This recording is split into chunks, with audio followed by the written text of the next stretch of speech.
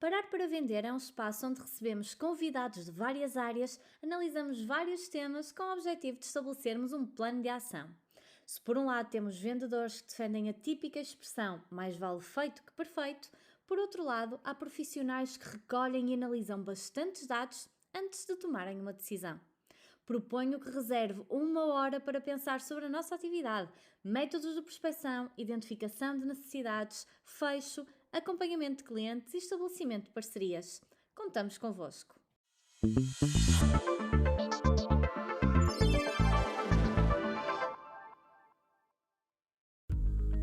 Attention, Parar para Vender fans. Near Business School in Barcelona is where neuroscience meets business. Get top education with their MBA, Masters and Bachelor programs available online and in person. Save 5% with promo code Parar para Vender 5. Visit their website and level up your business expertise.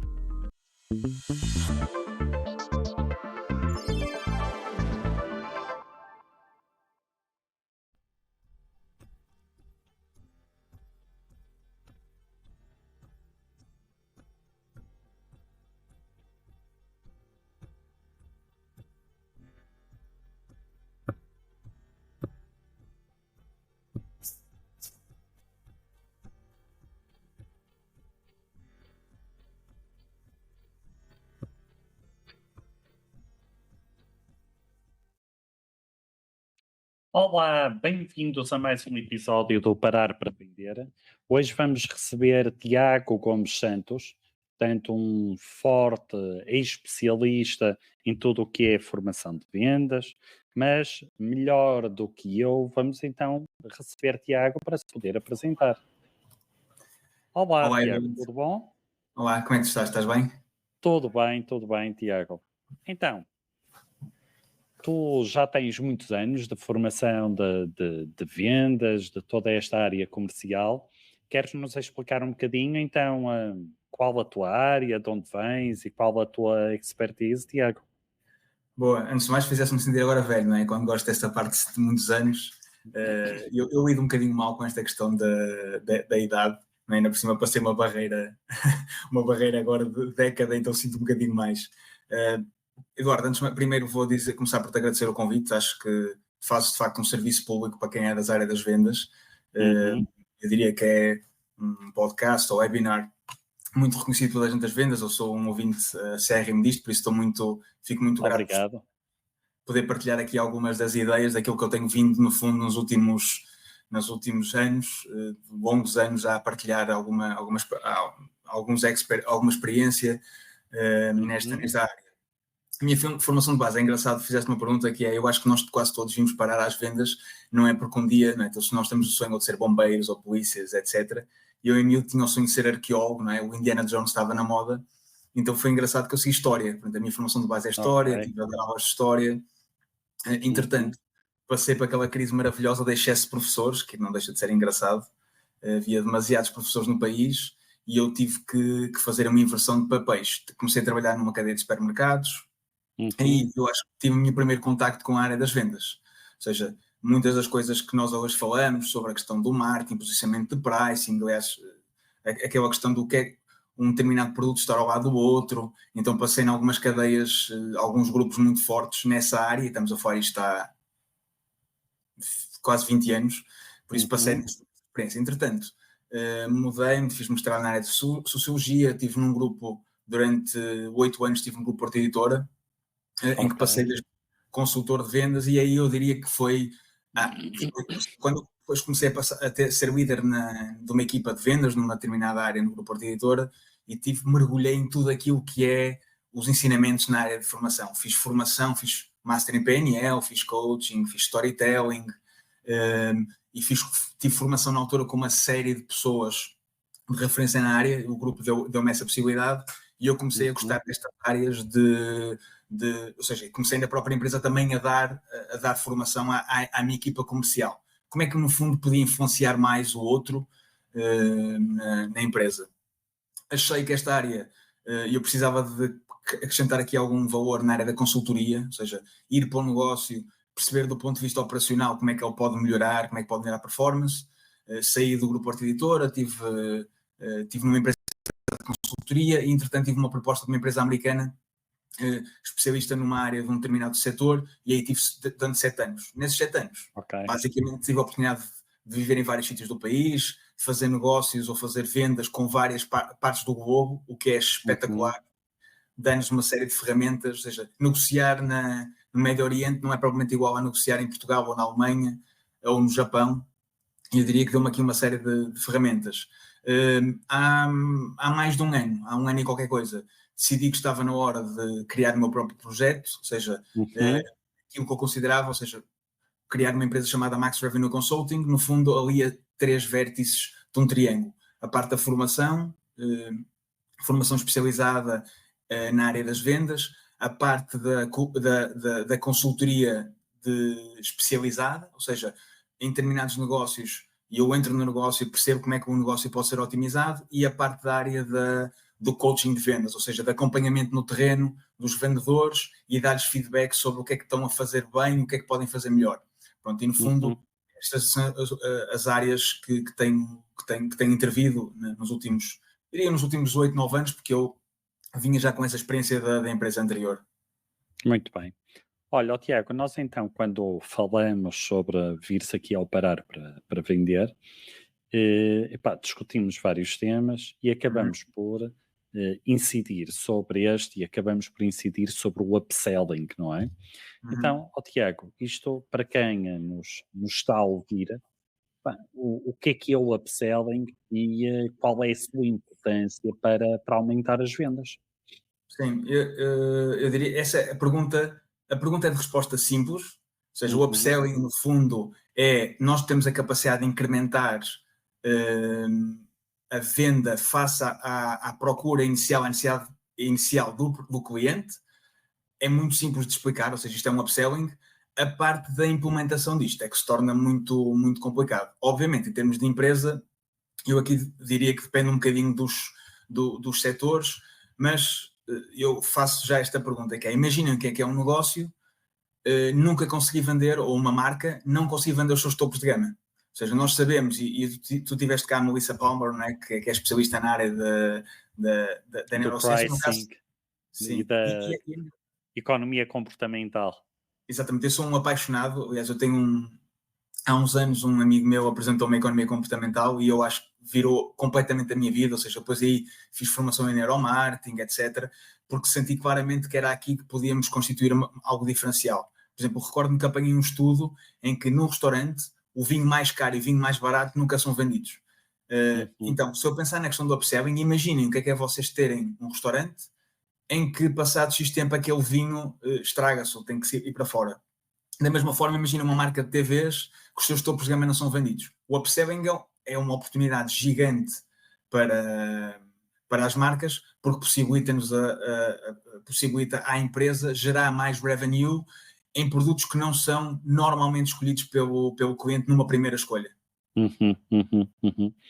Olha, e em termos das empresas, é claro que permite então esse escoamento de produtos, gerar mais liquidez, mais vendas, mas para o cliente, quais são os benefícios que eles poderão retirar disso? Boa, então, no caso, imaginem, eu costumo falar de upselling, assim, do ponto de vista assim, mais simples, há 2 géneros de upselling. O upselling está muito conectado àquilo que é a pirâmide de Maslow, ou seja, se vocês se recordam, nós à medida que vamos escalando a pirâmide de Maslow, vamos resolvendo algumas necessidades. Então passamos de necessidades mais fisiológicas, né, mais básicas, até uma necessidade quando vamos à questão do status, etc. No fundo, o upselling para o cliente vem em duas, eu vou dividi-los aqui em 2 categorias. Há o upselling eu não sabia, não conheço muito bem o produto, mas na minha cabeça eu tenho uma escolha já feita de determinado produto, mas afinal não sei muito e o vendedor dá-me uma melhor opção para aquilo que eu estou à procura. E depois há o upselling do perdi a cabeça. Ou seja, se nós virmos, e aí eu vou citar o livro, provavelmente tu conheces bem, e se calhar muitas pessoas que estão a ouvir também conhecem o livro Pensar Depressa e Devagar, do Daniel Kahneman, não é? Nobel da Economia. Exatamente. Ele tem uma expressão que diz que é nós passamos a maior parte do nosso tempo no nosso cérebro mais rápido, poucas vezes somos racionais, ou seja, a maior parte das vezes somos irracionais nas nossas escolhas. O truque aqui é a seguir uma escolha irracional que nós façamos, o nosso cérebro irracional tem tendência a confirmar a nossa escolha inicial. Vou dar um exemplo muito simples. Vamos a um restaurante. Nós todos sabemos, agora que conversar, que comer sobremesas não é provavelmente a coisa mais interessante no restaurante, certo? Não nos faz bem, depois temos que ir para o ginásio, queimar as calorias. Mas naquele momento, se a sobremesa for bem colocada no ponto certo, nós não vamos conseguir dizer que não à sobremesa, vamos dizer que sim, vai-nos saber muito bem, e umas horas depois o que nós vamos pensar foi, era mesmo espetacular, aquela sobremesa era muito boa, certo? Nós temos tendência a confirmar. Então, o cliente ganha de duas maneiras. A primeira maneira é que vai ter uma excelência de atendimento, ou seja, foi-lhe dada a melhor possibilidade para ele, face àquilo que ele procurava, ou então, porque podem ser as duas ao mesmo tempo, vai ter um produto de uma experiência extraordinária de perdi a cabeça. Ou seja, foi incrível, fiz aquela compra e vai ficar muito feliz. Isso dá-nos aqueles picos de adrenalina, aqueles picos de felicidade, se quisermos falar aqui de um ponto de vista mais holístico. Ok. Olha, muita gente há de estar a pensar, eu já ouvi também outra palavra parecida com upselling, que é o cross-selling, não é? E então, muitas vezes isto pode ser facilmente, vamos assim dizer, confundido, estes dois termos. Quais são as diferenças entre o cross-selling e o upselling? Sim, essa é uma excelente questão e aqui, lá está, provavelmente haverá, digamos, eu acho que aqui vou dar, obviamente, a minha opinião. Aqui provavelmente pode haver divergência de opiniões, provavelmente várias pessoas podem achar algo diferente. E para mim um upselling é uma melhoria da experiência à necessidade inicial do cliente. Ou seja, vamos pensar nisto do ponto de vista vou usar o exemplo da televisão, que acho que é simples de perceber. E eu entro numa loja de retalho, não é, de especialista em eletrodomésticos, e eu já vou na minha ideia que quero comprar uma televisão, certo? Eu li algumas coisas, eu sei algumas coisas. Um upselling, obviamente, terá de ser essa televisão, certo? Terá de ser nesse produto essencial. O cross-selling é tudo o que eu posso vender a seguir adicional a essa necessidade inicial. Vamos pensar, eu posso entrar numa loja, comprar a televisão, ou o vendedor fazer uma proposta de upselling para o topo de gama, ser aceito ou não ser aceito, e a seguir eu posso perceber que ele está, imaginem, a construir uma casa e que também vai precisar de um frigorífico. O frigorífico é cross-selling, certo? Produtos adicionais à venda. Todas as pessoas que quando vão comprar algo, seja B2B, B2C, há uma necessidade inicial, e essa necessidade inicial, quando eu faço uma melhor proposta àquilo que o cliente quer, ou que procura, ou que na cabeça dele acha que naquele momento é a melhor solução, isso trabalhamos o upselling. É, no fundo, crescer a venda, subir no patamar desse mesmo produto ou serviço. Quando estamos a falar de cross-selling, é quando vamos na horizontal, ou seja, o upselling faz na vertical, o cross-selling faz mais na horizontal. Outros serviços, outros produtos adicionais. Ok. E diz-me uma coisa, quando é que nós devemos aplicar cada uma dessas estratégias? Quando é que se torna mais oportuno aplicar isso? Bem, eu acho que é consensual, eu acho que temos muitos vendedores no público.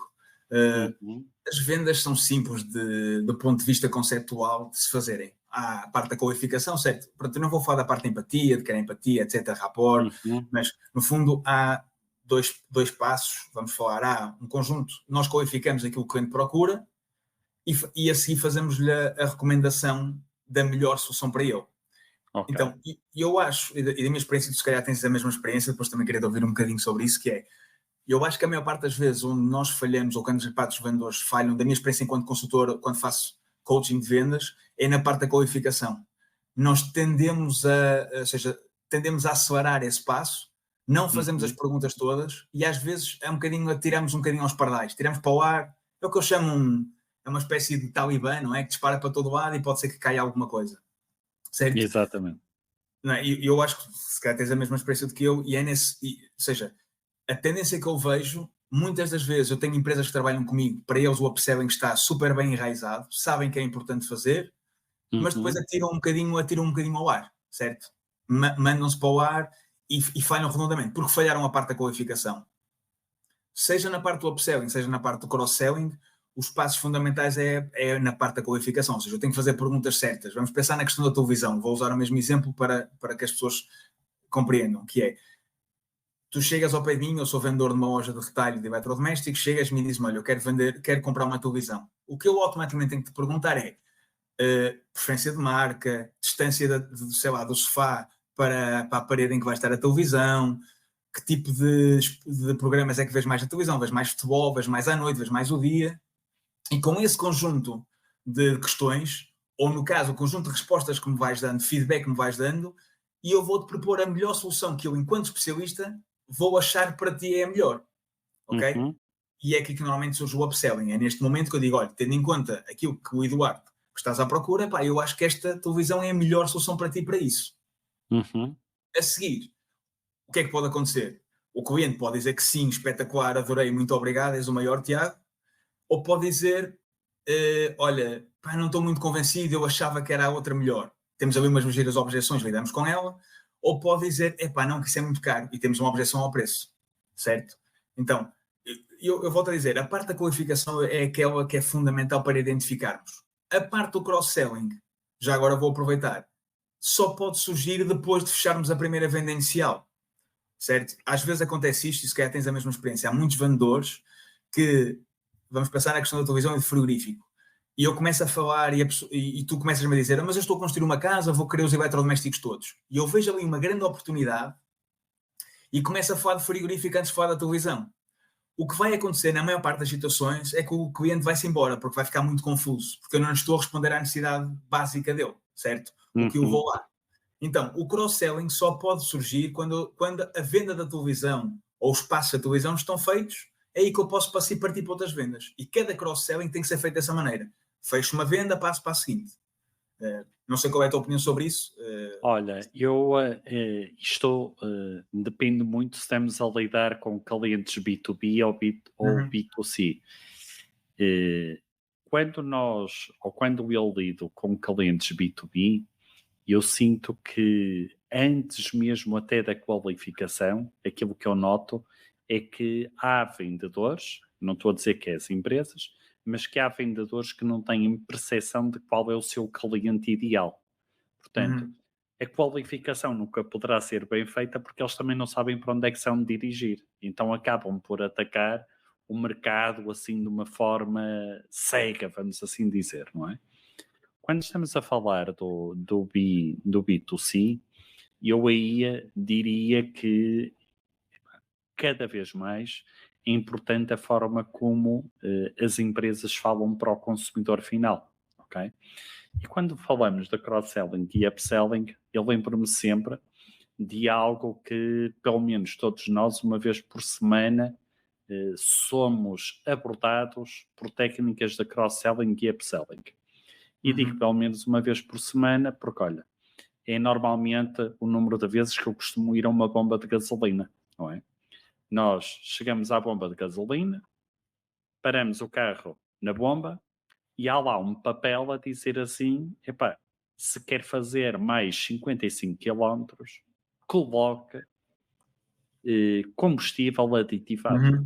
Isso é um upselling, não é? Claramente. Nós temos ali o combustível normal, temos o aditivado e temos ali, olha, se quer conduzir mais, se quer proteger o seu motor, faça isto.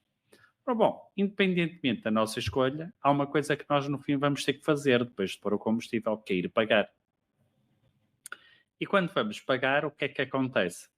Alguém nos pergunta, olha, já agora também quer levar o chocolate? Já agora quer levar as pastilhas? Quer levar o desodorizante para o carro?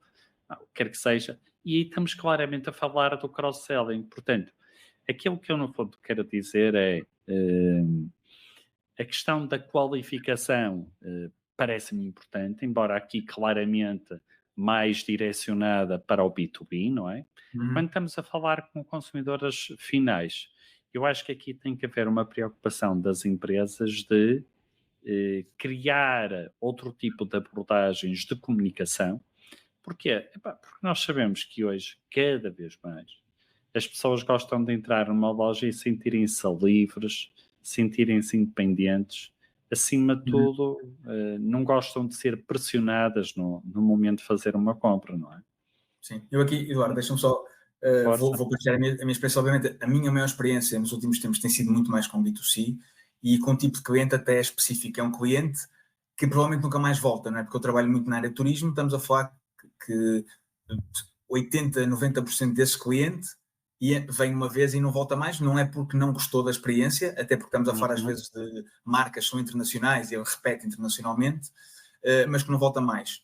Aqui, eu diria, e aqui vou completar a informação que disse há pouco, ou seja, nós quando formos em B2B, a primeira proposta inicial que fazemos ao cliente, no fundo já é o upselling, que é, nós sabemos que o nosso cliente é de um determinado setor, e eu quando lhe faço a proposta dele, vamos passar por formação, não é? Que nós damos formação, e damos os dois, fazemos uma proposta, nós fazemos o levantamento de necessidades, às vezes até antes de conhecer o cliente, não é? Todo o prato de preparação, etc., tudo isso que tu falas muitas vezes, inclusive nas tuas formações falas sobre isso, não é?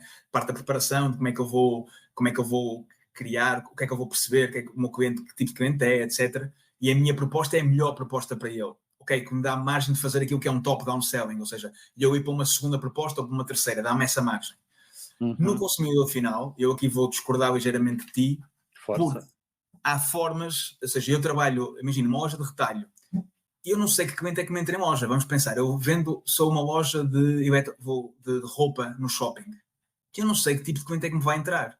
Então, eu tenho que preparar as minhas equipas, de facto, para dar liberdade ao cliente de escolha, mas eu estou lá enquanto especialista e tenho que saber abordar no momento certo. Aquela coisa que nós ouvimos muitas vezes no shopping, que precisa de ajuda, isso é a pergunta mais ridícula que nós precisamos fazer, porque ele vai dizer que não, porque o cérebro automático vai dizer não preciso, certo? Há formas, há técnicas com perguntas certas. É muito diferente de perguntar se precisa de ajuda a perguntar, olha, eu reparei que você está a olhar para essas calças XPTO, X, o que é que lhe parece? E faço-lhe uma pergunta que tem que gerar uma resposta. Uma pergunta aberta para gerar uma resposta. Certo? Por isso, o que eu digo é, se nós formos entregadores de encomendas, ou seja, nós permitimos que o cliente entre sozinho numa loja e saia, torna-se aquilo que é um ghost, não é? Torna-se e vai-se embora, e os vendedores deixam de ser úteis numa loja. A Covid foi ótima para isto, porque a Covid, as estatísticas mostraram que aumentaram drasticamente as vendas online, mas aumentaram drasticamente também as vendas em loja, porque o cross-selling e o upselling funcionou muito bem. As empresas tiveram essa capacidade e os vendedores tiveram essa capacidade de criar uma oferta adicional, ganharam muito mais dinheiro. E aqui ainda vou complicar mais, Eduardo, que é, eu trabalho, por exemplo, com um negócio em que o cliente já pagou tudo. Vamos pensar, um hotel ou uma empresa de renta-car, que são negócios que eu conheço muito bem, que trabalho diretamente. Um cliente já reservou uma categoria de carro, já pagou, teoricamente já fez a escolha dele toda anterior. A questão é que quando o cliente fez essa escolha, não é o mesmo cliente que nos chegou ao balcão. Porquê? Porque ele marcou as férias, marcou o hotel há 3 meses, na Irlanda, um frio desgraçado, e os KPIs, o que ele estava a pensar naquele momento era, ou seja, o indicador que ele mais usa é, a pirâmide de necessidades é o preço. Eu vou procurar o hotel mais barato que eu tiver naquela zona geográfica. E que tem um bom pequeno almoço, um bom ranking.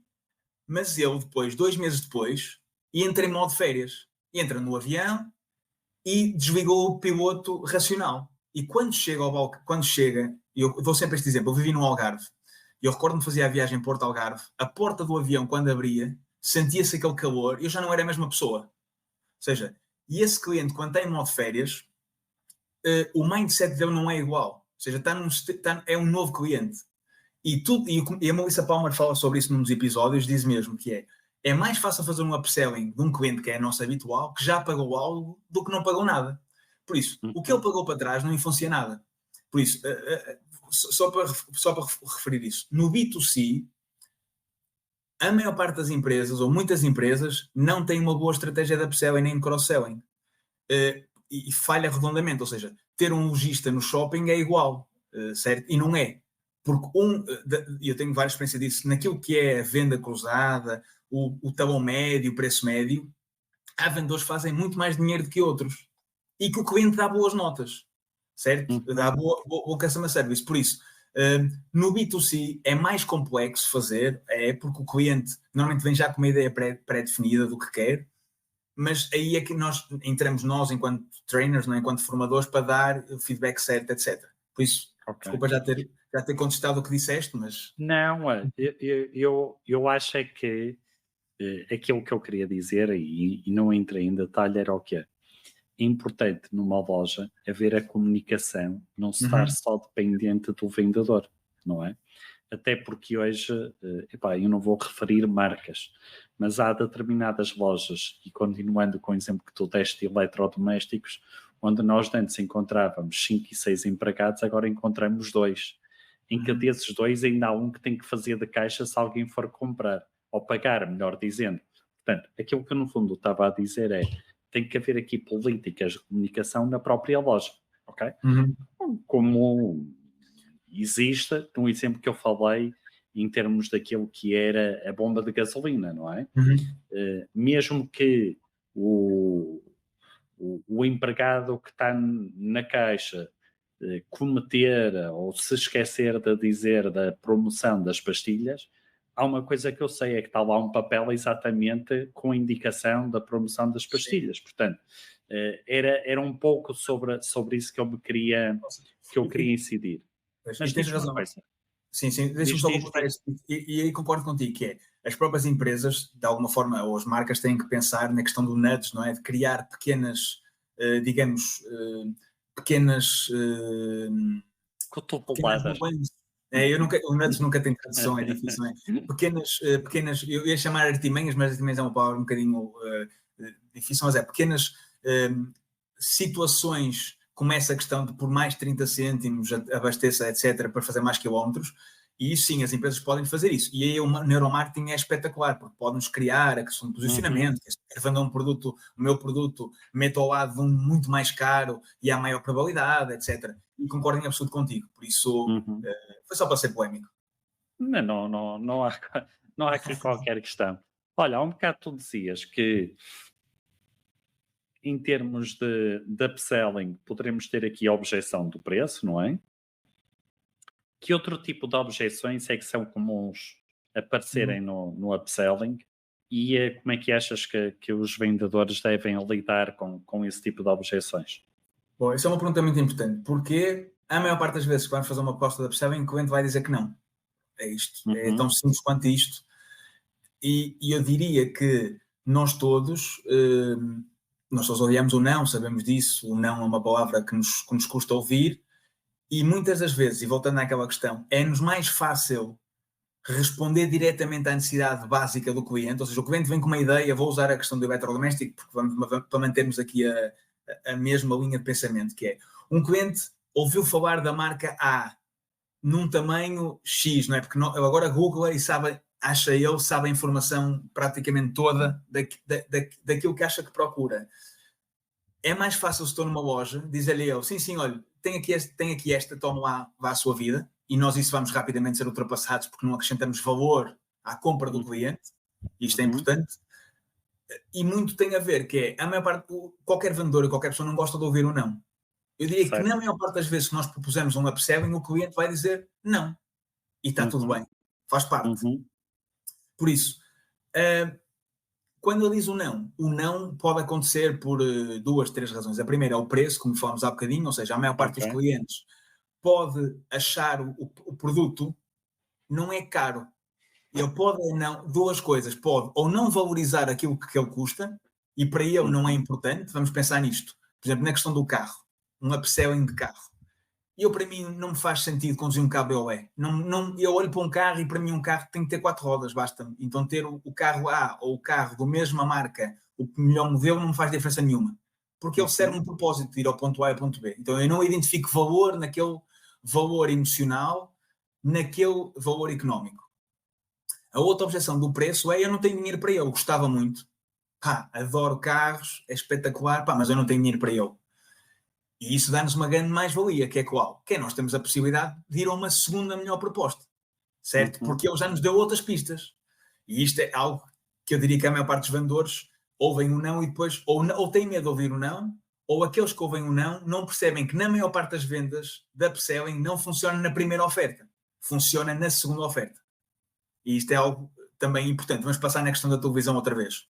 O cliente vem com uma ideia e eu quero aquele género de televisão. E nós percebemos que aquilo que ele procura não é aquele modelo, não serve.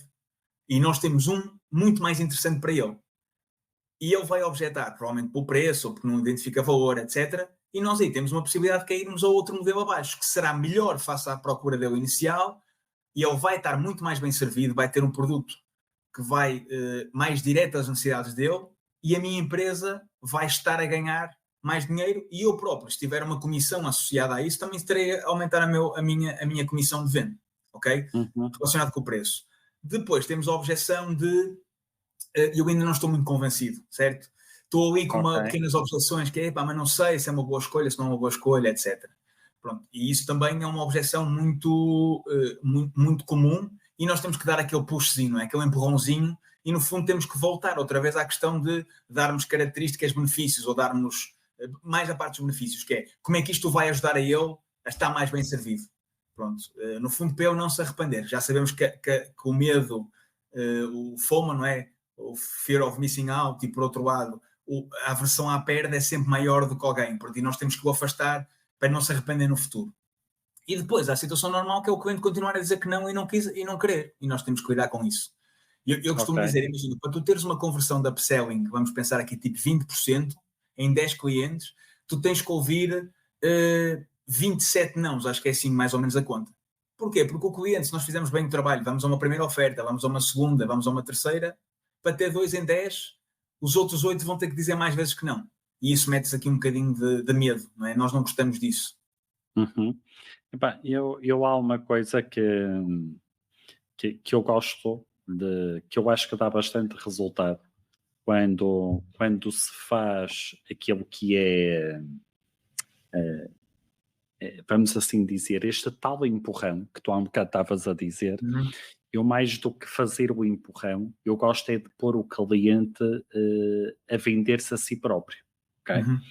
E quando eu quero dizer com isto, do cliente vender-se a si próprio, muitas vezes passa por fazer a pergunta, olha, qual é o impacto que isto pode causar se este produto não tiver estas características? E o que é que muitas vezes acontece? Epá, as pessoas vão nos dar os seus argumentos, não é os meus, ok? Eu, se calhar, falando no carro, se calhar nunca lhe iria dizer que, olha, se não levar um carro com estofos em pele e assentos aquecidos, se calhar não vai conseguir meter inveja ao seu cunhado. Mas se calhar ele vai-me dizer isso. Epá, se eu levar isto, até o meu cunhado vai ficar invejoso com isto. Portanto, ele próprio está a dar os seus próprios argumentos. E nós vendemos-nos, o impacto de nós comunicarmos a nós mesmos é muito maior do que um vendedor que poderá vir a ter uma comissão maior com a minha decisão, não é? Sim, e tu sabes, Eduardo, e tocaste em um ponto importante que é, e nós, a maior parte dos vendedores, quando começam a trabalhar há muito tempo no mesmo setor, começam a talhar caminho. Ou seja, começam a achar que sabem o que é que o cliente quer ou precisa. E no fundo não o deixa verbalizar. O que tu disseste é extremamente importante, que é, nós muitas das vezes, e mesmo na parte da qualificação que é, eu tenho a ideia que já sei o que é que ele quer. Só que o que ele quer, a característica pode ser a mesma, mas o benefício, o que ele vai ganhar, não é de todo o mesmo. Essa questão da inveja do cunhado. Ou seja, eu tenho que o deixar verbalizar, que é para ele depois poder usar e repetir o que ele está a dizer para que isso seja um benefício para ele. Ou seja, nós podemos estar a falar da mesma característica dos estofos aquecidos, pode ser para um cliente que de facto quer meter inveja ao cunhado, pode ser um cliente que vive na Guarda e faz muito frio, pode ser um cliente que estaciona cá fora na rua e quer rapidamente que o carro aqueça. Ou seja, a mesma característica pode dar milhares de benefícios. Nós só podemos saber esses benefícios se fizermos as perguntas e os clientes nos verbalizar exatamente o que é que está à procura. E nós só temos de ser, digamos, espertos de repetir aquilo que ele está a verbalizar. Olha, Tiago, lembrei-me agora de uma história. Vamos surgir aqui durante 30 segundos do upselling e já voltamos aqui ao upselling. Epá, que eu acho uma história espetacular. Que é o que é? Quando há relativamente poucos anos os meus pais mudaram de casa. Então o meu pai começou a vender, em alguns sites, artigos que já não lhe faziam sentido. Então, a dada altura, resolveu pôr aquelas televisões pequeninas que a dada altura toda a gente tinha na cozinha à venda. Em cima de frigorífico.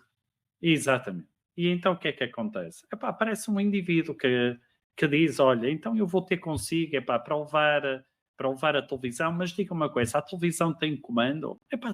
Tem comando. Ok. Então o meu pai lá se encontra com ele, no sítio combinado, e disse ao senhor, olha, se quiser podemos ir ali ver que a televisão funciona. Olha, eu vim aqui, mas não é por causa da televisão, que a minha também funciona, eu tenho uma televisão boa. Eu é que já não consigo arranjar comando em lado nenhum e eu precisei desse comando. Portanto, repara que aquilo que à partida nós poderíamos pensar, quem é que hoje em dia quererá uma televisão destas, não é?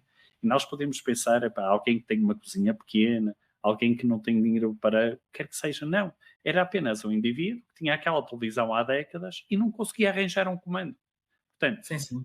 a necessidade de cada um, só ele é que a sabe, e para nós é impossível. Voltando àquilo que é o upselling. Eu é que me lembrei desta anedota, que não é anedota, lembrei-me desta história e quis partilhar contigo. Em termos daquilo que é a liderança comercial, passando agora aqui já mais numa perspectiva não de vendedor, mas mais de quem lidera a equipa, quais são as métricas ou os indicadores que devem ser usados para medirmos exatamente se está a haver impacto ou não das técnicas de upselling? Bom, eu acho que essa é uma das perguntas chave neste processo. Imagina, há bocadinho estava a dizer, eu trabalho com vários clientes e todos percebem que a importância do upselling, ou seja, se eu te perguntar a uma empresa, quer gerar mais dinheiro para a tua empresa, gerar mais revenue, todos vão dizer que sim, certo? E por isso toda a gente, eu pelo menos tenho essa experiência de trabalhar, quando lhes pergunto se querem implementar uma estratégia de upselling, é sim, querem e percebem a mais-valia que isto tem. O problema depois está como operacionalizar isto, ou seja, e o papel do líder é o mais importante. Porquê? Vamos pensar isto agora, vou usar aqui produtos perecíveis. Antes de responder à pergunta dos KPIs, porque isto está obviamente relacionado. Que é, imaginemos que eu tenho um bar, ou digamos, tenho um bar de atendimento ao público e, por algum motivo, nas minhas compras eu consegui apanhar uma mega promoção em que as mangas e os abacaxis estavam em promoção. E eu comprei um conjunto deles para trabalhar. Cuidado com os abacaxis agora. É coisa... um pouco mais longa essa história. Bem recheados, não? Bem recheados. Então imagina, eu compro um conjunto de mangas e abacaxis e começo a perceber que não vou, ou seja, a minha taxa de conversão daquele abacaxis e mangas não está a ser igual. Então eu tenho que rentabilizar aquele produto. E se eu for, por exemplo, for o barman, que estou a trabalhar no bar, ou nos pequenos almoços, e não souber disto, eu vou ter a manga ou abacaxi ali, vai-se estragar, vai ser uma perda. Ou seja, comprei, fiz uma mega promoção, mas ainda vou perder dinheiro no final. Porquê? Exatamente. Porque ainda foi desperdício. Então, o papel aqui do líder a pergunta é, como é que o meu barman tem de saber que produtos é que tem para upselling ou não? E aqui começamos a parte, é fundamental a comunicação, tem que haver um plano organizado, estruturado, de primeiro, para a empresa, o upselling tem que ser, e ele tem que dizer, para mim é uma estratégia importante para ser feita, ponto. Porquê? Porque eu aqui vou começar a ter determinadas, do ponto de vista operacional, eu tenho que preparar a minha equipa para isso. Tenho que fazer, por exemplo, nessa questão das compras, eu se achar que o upselling é algo importante, eu se calhar tenho que comprar mais vezes promoções. E a seguir é a parte em que entra aqui um dos grandes problemas, que é, eu tenho o meu líder, normalmente este líder de equipa, um bocadinho mais o middle management, não é? Porque é um papel importante, tem que estar com as pessoas e dizer o que é que ele pode fazer. Dizer, malta, hoje nós estamos com abacaxis e mangas a mais, por isso apostem em fazer coquetéis do dia com este produto. Certo? Okay. E esta comunicação é fundamental. Não só comunicação, como o próprio incentivo. Que é, nós vimos há bocadinho a parte de lidar com o não. Vamos pensar nisto, se eu estou numa loja, vou usar o exemplo do eletrodoméstico, okay? Da televisão. Se eu não faço ideia, a pessoa está ali e eu não o acompanho, não sei se ele está a fazer alguma proposta, primeiro não sei, mas se eu a seguir estou a ouvir a transação dele e vejo que ele não faz essa proposta, eu tenho que lhe tentar dar aquele empurrãozinho, aquele incentivo. Bora lá, porque no próximo cliente vais conseguir, certo? Eu tenho que ser esse, digamos, esse tem que ser esse animador de serviço. Eu tenho que estar ali ao serviço da minha equipa e dar-lhe uma grande ajuda. Como é que eu sei se a equipa está a implementar ou não? É a partir dos KPIs. Eu tenho que ter um conjunto de indicadores que me possibilitem medir constantemente. E eu, sendo uma pessoa de letras, aprendi a adorar estatística, a adorar matemática. Sabemos que está muitos... Mas adoro que é... Eu se tenho um vendedor que tem uma conversão de 40% de determinado produto e um tem de 10%, eu percebo que há aqui a diferença de um ao outro. Então, um líder tem que saber medir resultados, tem que ter essa capacidade. Há medidores que eu gosto particularmente no upselling. Uma delas é encontrar uma métrica de performance. O que é que isto significa? Não é tanto os golos que eu marco, é qual é o meu rácio de marcação de golos por oportunidades. Vamos passar num jogo de futebol. Quem é que é melhor? O avançado A, que faz 9 golos em 10 oportunidades, ou o avançado B, que faz 11 golos em 10 oportunidades. Certo? O avançado B marcou mais golos, mas também teve mais oportunidades. Ou o contrário, pronto, agora também não sei muito bem a métrica, mas vamos pensar, marcou 10 em 20 oportunidades e o outro marcou 11 em 30. Teoricamente, um teve uma eficácia de 50% e o outro é muito inferior a isso.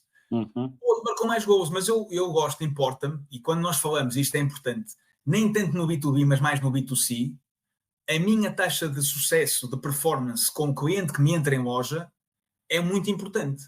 Porque nós sabemos mais ou menos que a média entre X clientes, e isto eu tenho que ter mais eficácia.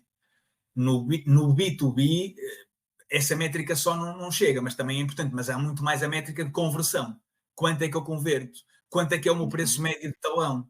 Certo? Num talão de cliente, qual é que é o meu preço médio por talão no global? Então, eu diria que todos os negócios já têm os seus KPIs bem definidos e eu, enquanto líder, tenho que os medir.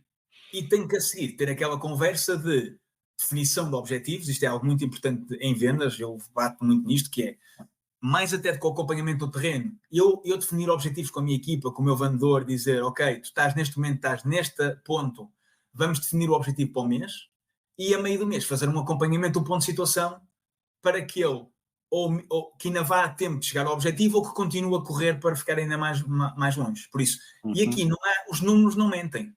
É claro que há uma coisa que se chama data storytelling, que é os números têm uma história e nós temos que perceber a história. Às vezes o vendedor pode não estar naquele mês a vender bem porque tem um problema pessoal. Okay? Há sempre uma história por trás dos números.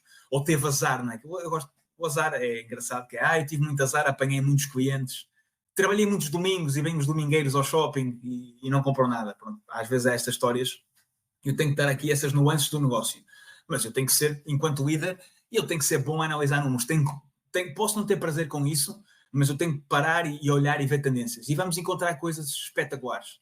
E eu diria que o meu grande salto qualitativo que eu dei foi quando comecei a gostar de analisar números mais específicos. Porque podemos ir muito, muito fino naquilo que é a análise.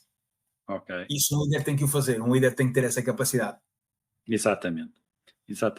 Epá, há aí também um dado que eu gosto sempre de o trabalhar, que é ou o número de vendas repetidas ou o número de vendas por via de referência. Porquê? Porque me permite também perceber se eu estou a trabalhar com o foco no cliente ou se é daquele tipo de vendas empurradas em que o cliente, saindo de porta à loja, se sente logo arrependido e diz, não meto cá mais os pés. Isto para criarmos aqui alguma sustentabilidade a médio e longo prazo, não é? Sim. Agora, desculpa, só para... E há marcas que têm inclusive um customer service, não é? Enviam um e-mail da opinião que também deve ser considerado aqui. Eu tenho vários negócios, porque assim, vender não é todo o custo. Eu acho que esta é uma nota importante. Há muitos negócios que fazem quase uma venda obrigada, ou certo, uma venda imposta. A questão da venda por medo, nada disso. Aqui estamos a falar, eu sou muito a favor de medição de satisfação do cliente com e-mails, etc. E que isso depois tenha implicação direta na pessoa que fez esse atendimento. Ou seja, que possa haver uma pergunta sobre o vendedor, sobre o atendimento de vendedor. Dar aqui outro reforço, que é no B2B, também é uma forma interessante, que é, sabemos que é mais fácil fazer upselling e cross-selling em clientes habituais, certo? Por isso, uma boa métrica é perceber quantos clientes habituais é que eu estou a fazer vendas adicionais e criar um KPI idêntico disso. Porque nós assim percebemos se o vendedor A está de facto a trabalhar a carteira e a fazer ofertas de valor ou não. Uhum. Olha, e quais é que são assim os maiores erros que tu já apanhaste de empresas que tentaram implementar upselling? Boa questão. Eu diria que uma delas é tentarem fazerem upselling ou seja, no fundo estão a tentar que os vendedores o façam, mas depois todo esse trabalho que eu anteriormente falei para trás não é feito, certo? Vamos pensar nisto, que é malta, eu dobro-vos a comissão, cada venda adicional que vocês fazem, vocês ganham o dobro de comissão. Mas depois não há carninha, não há xixa para fazer esse upselling. Vamos pensar aqui, por exemplo, num hotel, que é simples, que é, estão ali a dizer, vendedores, bora lá, toquem lá a tentar fazer upsells para quartos que estão disponíveis, mas depois os topos de gama, os quartos principais, os de luxo, não estão disponíveis para fazer upsell. Eu diria que esse é um erro mais comum. É importante que o upselling, e eu volto a dizer isto, parece muito simples, é claro como a água o que é, mas depois toda a organização tem que perceber que é estratégico para a empresa fazer upselling. Isto tem que ser estrutural, não pode ser uma coisa do género, vamos fazer, mas depois acabamos por não ter essa ferramenta. O outro erro maior é deixar, e tu tocaste há bocadinho nisso, é deixar nas mãos do vendedor completamente solitário a parte do upselling, é não haver um trabalho de líder, não haver uma medição de resultados. Eu acho que esta é outra coisa importante, que é as pessoas não saberem muito bem se estão a cumprir, se não estão a cumprir. Eu acho que são dos erros mais sistemáticos. E não haver comunicação. Eu acho que a parte da comunicação é as pessoas... Exato. E depois chegamos ao final do dia e lá está, num restaurante, aquilo que podia ter sido feito a upselling não fizeram nada e estava lá a oportunidade. Certo, mas a comunicação efetivamente é um ponto que falha muitas vezes e depois coloca tudo em causa, não é? Sim. Imagina, Eduardo, eu tenho um exemplo, estou-me aqui a lembrar agora de uma história, desculpa, que é num dos clientes que há mais anos está a trabalhar uma estratégia de upselling, foi meu cliente e agora é novamente cliente, e eu recordo-me que eles era uma empresa, ou seja, aquele sítio específico era o local de trabalho com melhor conversão e melhor métrica de performance da upselling, melhor preço médio, melhor conversão, ou seja, a equipa estava toda orientada para isso. E depois, porque do ponto de vista operacional, os líderes, a estrutura não estava a dar, ou seja, não estava a comunicar que produtos é que havia para upselling, aquilo em 4, 5 meses foi tudo por água abaixo. Ou seja, estamos a falar de uma empresa que fazia milhares de euros por dia de upselling e passou a fazer umas dezenas de euros por dia. E volto a dizer isto, é uma equipa extremamente oleada que sabia o que havia de fazer. Por isso, se a melhor equipa, eu costumo dizer, era a melhor equipa de todas que eu já trabalhei até hoje, se esbardalhou ao comprido, imaginemos quem não tem esse hábito. Ou seja, nós aqui é back to the basics, não é? Temos que voltar aos básicos. Há coisas básicas que temos que garantir para uma estratégia de upselling ser implementada. Muito bem. Olha, há assim algum exemplo que tu tenhas implementado ou que tenha tido sucesso em termos de upselling, que não tens que dizer o nome, mas que de alguma forma possas partilhar connosco? Sim, eu diria, por acaso tenho bastantes contratos, ou melhor, todos os meus contratos têm um non-disclosure, não é? Não posso divulgar as informações do cliente, mas eu diria que há setores, ou mais do que isso, há setores no qual o upselling é ponto fundamental de subsistência. Não há negócios que, ou seja, vamos pensar, por exemplo, um deles, aviação. Grande exemplo, e não trabalha comigo, por isso estou à vontade, Ryanair, eu viajo muito com a Ryanair. A Ryanair é extraordinária, as pessoas podem dizer, não estou a colocar em causa se é uma empresa interessante ou não para voar, não é isso, mas é uma empresa extraordinária a fazer dinheiro. Porquê? Porque tudo ou seja, a necessidade básica do cliente é qual? Eu quero voar do ponto A, quero viajar do ponto A ao ponto B, e eles dão uma tarifa, e eu pago, vamos passar aqui 10 euros. Mas depois, se eu quiser viajar ao lado da janela, custa mais dinheiro. Se eu quiser lugares marcados com mais dinheiro. Se eu quiser mala, custa mais dinheiro, certo? E depois, dentro do avião, a quantidade... Eu fiz muitas entrevistas a pessoas da Ryanair e converso muitas vezes sobre isso, que é... E eles, há voos, há rotas que lhes pagam o dia todo daquele avião, combustível, paragem, etc. Por isso, há negócios que, pelo modelo de negócio, pelas tarifas base estarem tão baixas, né? pelo preço que levou a pessoa lá é tão baixo, que tem que trabalhar estratégias de upselling. Eu diria, Rentacar é um deles, por exemplo, que é um negócio que eu trabalho muito, e estamos a falar, em alguns sítios, estamos a falar que há milhares de euros produzidos a mais mensalmente, não é? É muito mais dinheiro, e se não houvesse uma estratégia dessas, seria zero, não é? Porque o cliente, a necessidade básica dele é um bocado como a Ryanair, que é, se nunca... A Ryanair faz isso pelo site, mas depois também faz, inclusivamente, há vendedores dentro do avião da Ryanair que têm melhores conversões e melhor performance do que outros. Eu recordo-me de um que fazia a viagem Porto-Açores, que dizia nas raspadinhas, se nós atingimos o valor X, eu canto um fadinho.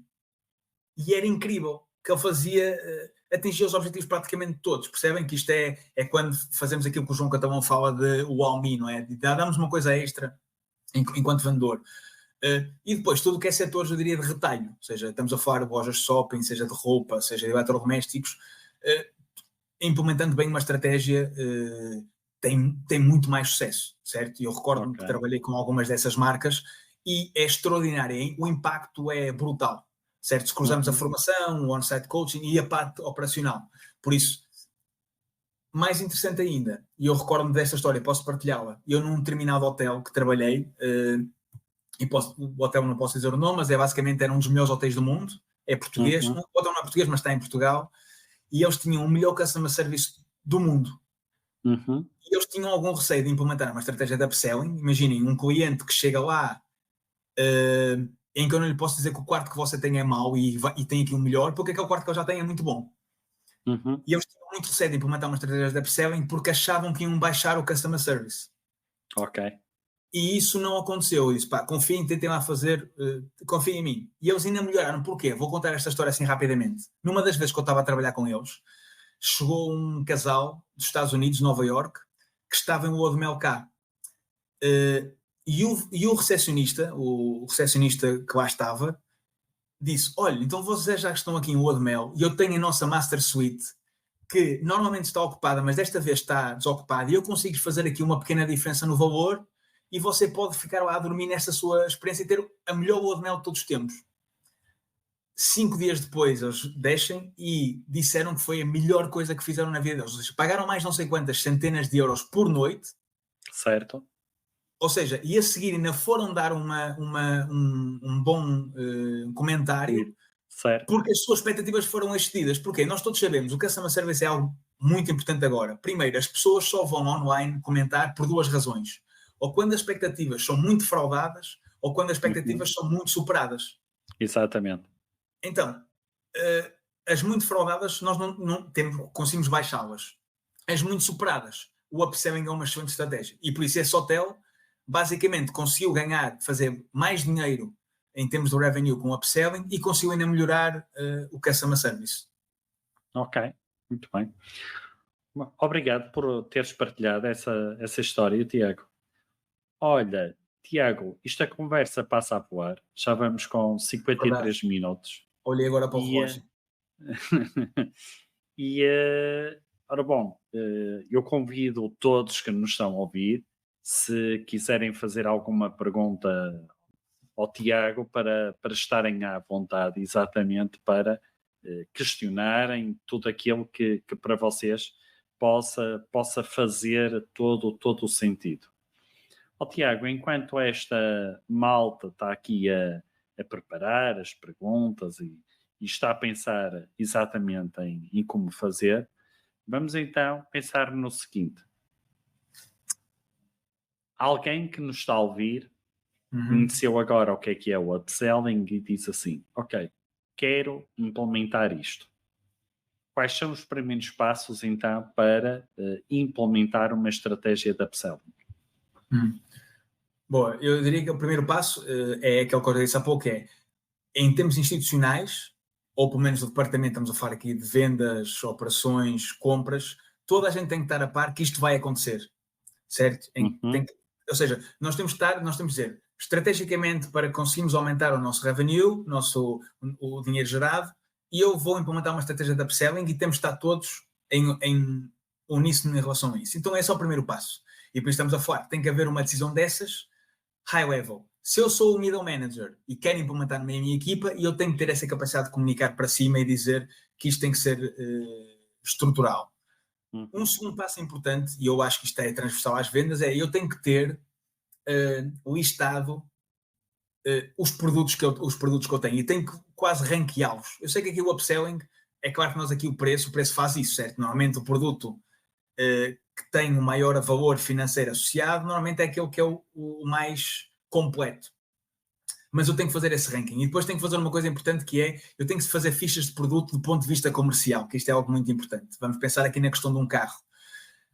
E eu tenho que entrar dentro do carro e tenho que pensar enquanto cliente. O que é que este carro vai te dar de diferente? Quais são as suas características únicas e exclusivas deste modelo, que o modelo, se calhar mais vendido, não tem? Okay? Eu tenho que perceber aqui a distinção. Então eu tenho que fazer vamos chamar-lhe uma ficha de produto do ponto de vista comercial ou do ponto de vista de pitch. Depois tenho que criar, e eu tenho que incentivar as pessoas para isto. E o incentivo não tem que ser só financeiro, ou também deve ser financeiro, ou seja, eu tenho que ter uma estratégia em que se as pessoas fizerem isso, a comissão delas vai aumentar. Eu sei que isto é inerente, não é? Porque se a pessoa aumentar o valor ganho, obviamente vai aumentar. Mas tenho que incentivá-las na perspectiva de passar tempo com elas, conversar com elas, dar-lhes aquele ânimo. Por isso, eu enquanto estes líderes intermédios, eu tenho que perceber que tenho que ser um animador de serviço e tenho que medir os resultados. Ou seja, eu tenho que saber que vou andar a medir constantemente estes KPIs, etc. E a seguir, tenho que lhes comunicar, tenho que lhes dar a papinha feita. Eu sei que isto é um bocado estranho, mas eu tenho que dar a papinha feita à minha equipa para saber exatamente o que é que eles têm para fazer um upselling. Porque eu quero um especialista. Certo? Eu não preciso de um vendedor que seja generalista. Eu quero um especialista em que se eu lhe der a papinha ele vai... É uma espécie de avançado, número 9, acabou a calha ali na área e ele marca. Não tem que vir jogar atrás, percebem? O 9 não tem que vir jogar atrás, porque ele tem que ser bom em marcar golos. E depois, tem que ter uma grande capacidade de perceber um não.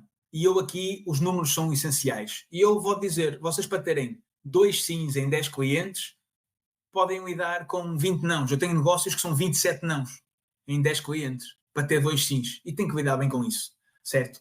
Ou seja, e tem que ter uma ferramenta, isto é importante, uma ferramenta que eu comunique quais são os produtos que estão disponíveis ou os serviços que estão disponíveis para upselling. E, obviamente, fazer formação. Eu acho que isto aqui, pronto, não é puxar brasa à nossa sardinha, mas é fundamental ter alguém especialista que faça isso. A Melissa Palmer também faz o mesmo, outras pessoas também fazem o mesmo. Ou seja, ter alguém que saiba disto e saiba olhar de uma perspectiva de fora, que não seja nativo, não é? Eu costumo dizer, eu quando vou para um cliente meu, sou uma espécie de padrasto, não é? Sou às vezes pai, mas às vezes já sou padrasto, certo? Mas sou padrasto porque às vezes educo, outras vezes estou distante o suficiente para não estar envolvido no negócio. Ok. Olha, eu suponho que esta malta não colocou questão nenhuma, é sinal que estás a comunicar de uma forma exímia as tuas ideias para eles não terem qualquer dúvida, qualquer questão. Ou então têm medo de confrontar, mas se não concordarem, estão à vontade para escrever o mesmo. Por isso. Não devem ter muito medo, porque também não seriam abordados aqui fisicamente. Ora bem, sendo assim, Tiago, em jeito de conclusão, que conselhos é que tu então darias a todos os profissionais de vendas que quando tentam utilizar o upselling, ouvem nãos, não é? E pensam assim, ora bom, se calhar isto não é para o meu setor de negócio. Como é que é de lidar com esta frustração, Tiago? Ou então, primeiro eu vou terminar com uma frase, eu sei que vou usar isto em inglês, que é o upselling tem uma coisa espetacular, que é money on the table, certo? Porquê? Porque há uma venda que já foi feita. Se um cliente, quando entra, sei lá, vamos passar na televisão, aquilo já tem, se eu lhe responder diretamente só às necessidades, àquilo que ele vai à procura, eu ganhei dinheiro. O upselling tem esta enorme capacidade, que é ir buscar dinheiro que não existe, que é irreal ainda, e que eu possa acrescentar valor ao meu negócio, certo? Eu acho que isto é, por isso, eu diria para qualquer vendedor, olhar para isto com uma grande capacidade de aumentar faturação, aumentar rendimento, aumentar comissão, a empresa aumentar rendimento, aumentar faturação, e melhorar o customer service. Lidar com a frustração, eu diria que é claramente aquilo que é um misto de coragem. Não é? Eu enquanto vendedor, tenho que ter coragem para propor, certo? Eu acho que o primeiro passo é este. De hoje para amanhã, no vosso negócio, nos vossos clientes, depois da preparação de tudo isso, qualificação, e eu vou verbalizar. Eu acho que é o primeiro passo, que é, primeiro, sempre que eu entro num cliente, a primeira coisa que eu tenho que tentar garantir é que eles proponham o upselling. E depois é acreditar, e eu isso acredito obviamente, cada vez um cliente lá de lá que vai dizer que sim, e nós vamos ficar até surpreendidos. Dizer, uau, então ele disse-me que sim, pá, espetacular. E assim vem a parte de fazer melhor. Por isso, o primeiro é ser isto, é ser bom, não é? É ter a coragem de propor alguma coisa. E eu amanhã é tipo, ok, vou dar de barato, nos próximos 30 clientes que eu tiver, ou 20 clientes, vou propor a todos uma proposta de upselling. E a seguir vem o que é que acontece. Sabendo que a seguir a maior parte deles vai dizer não. E não é convosco, a rejeição não é vossa. Porque eles só vão dizer que não por duas razões. Ou porque não valorizam, ou porque não têm dinheiro.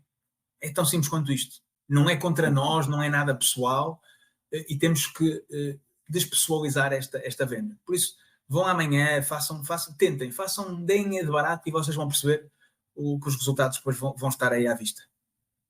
Ok, Tiago, olha, muito obrigado. Epá, isto a hora passou a voar, o que é sinal que a conversa foi boa. Eu quero agradecer a tua presença aqui e o contributo que trouxeste para o podcast com este tema. E olha, não saias aí de atrás da cortina para eu me despedir aqui desta malta, está bem? Sim, obrigado, Arlento. E voltar a dizer parabéns pelo programa, acho que é um excelente contributo público. E dizer às pessoas, se tiverem dúvidas ou se quiserem aprofundar, se me encontrarem nas redes, podem mandar mensagem no LinkedIn, eu tenho todo o gosto em responder às mensagens e poder ajudar, está bem? Obrigado a todos e vemo-nos em breve. Então, meus caros, quero-vos agradecer por terem marcado presença no mais um episódio do Parar para Vender. O próximo episódio será com uma convidada internacional. O tema vai ser super, super interessante. Não percam, porque em breve vamos então fazer o lançamento. Sendo assim, olhem, bons negócios e aproveitem este plano de ação que o Tiago acabou de partilhar connosco. Boas vendas!